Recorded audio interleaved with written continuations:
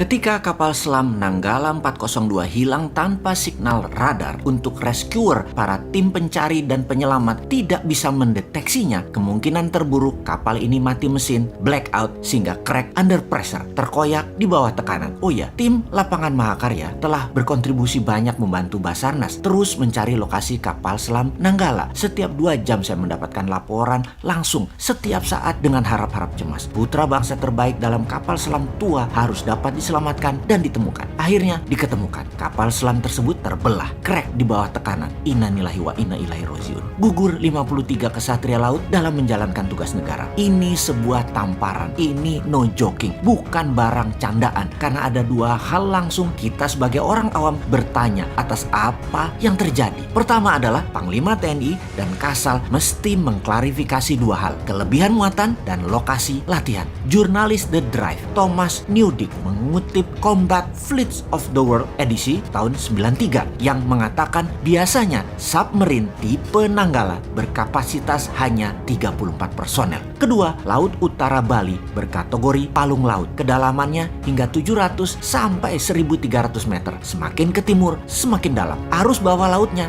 deras dan kuat. Tempat latihan TNI AL dan kapal selam bukan di situ, tapi di perairan Situbondo, Banyuwangi, sampai utara Singaraja. Submarine Nuclear Power Fleet sekaliber Royal Navy's Astute kelas yang sanggup beroperasi di bawah 300 meteran aja tidak berani ke sana. Kapal selam Rusia terbaru dengan tenaga nuklir, Yesen class, bisa melakukan safe depth di 450 meter dan tidak berani lebih dalam dari itu. Kok bisa-bisanya KRI Nanggala angkut 53 orang dan latihannya di zona berbahaya? Wahai Panglima dan Kasal, mohon dijawab ya, apa yang terjadi kemudian? Sistem pertahanan Indonesia jadi dikesankan terlemah di Asia Tenggara, bukan hanya omongan di warung kopi. Memang lemah, seakan dalam 7 tahun ini tidak mendapatkan porsi yang sepadan. Sepertinya loh ya, bahkan Menteri Pertahanan dipertanyakan status ke-TNI-annya, hingga kemampuan Panglima TNI di dalam strategi membangun kekuatan pertahanan juga dipertanyakan. Sahabat, untuk meringkas masalah kapal selam Nanggala 402, jangan jauh-jauh melihatnya seperti para pengirim berita hoaks yang mengatakan diserang drone bawah laut Tiongkok lah, ditorpedo lah, ada kapal selam Perancis lah menyerang, ada perang laut akan terjadi, sabotase. Jawabannya bukan semua di atas. Atau perkiraan yang kedua, karena adanya masalah maintenance dan spare part yang jatahnya sering digunting, karena sistem pertahanan dikatakan tidak ada dana, kalaupun ada prioritasnya bukan untuk pemeliharaan, dan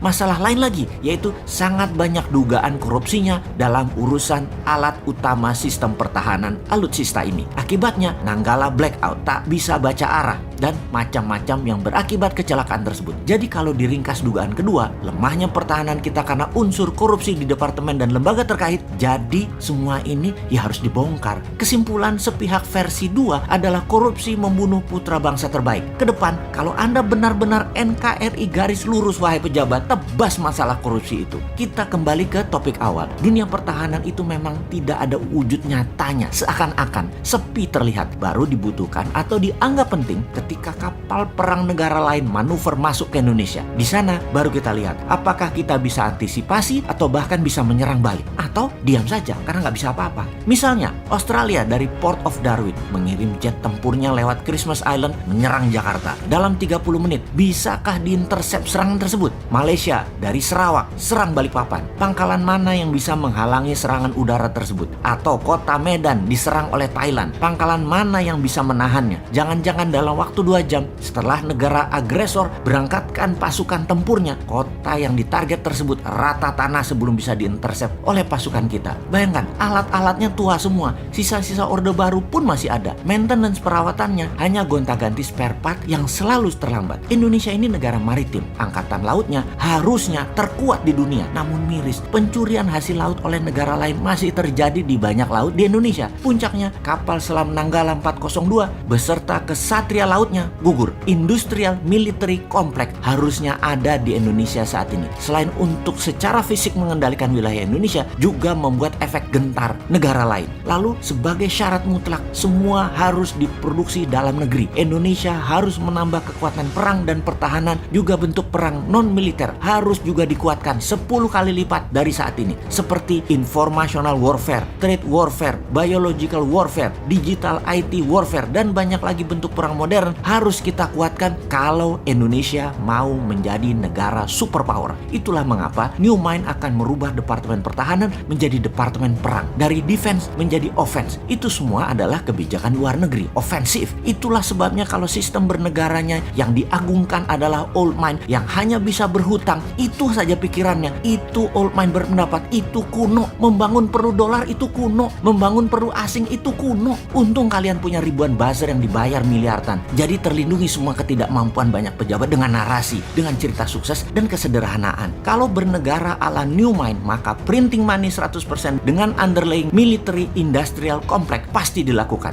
Membangun mesin perlindungan negara seperti tank, kapal selam, kapal frigat, kapal laut, mungkin sampai kapal induk, hingga sistem radar, komunikasi satelit sendiri. Gelontorkan saja 500 triliun setahun pakai printing money dengan syarat bahan bakunya harus 100% Indonesia. Dan bagi New Mind itu pasti akan dilakukan. Walau awalnya trial error, ya nggak apa-apa. Setahun 2 tahun pertama mungkin yang benar-benar jadi hanya 40%. Namun di tahun ke-10, bayangkan kekuatan Indonesia saat ini. Dan bayangkan apa yang terjadi di tahun 2045 nanti. Kalau New Mind mah mulai sekarang, kalau Old Mind mah nggak tahu.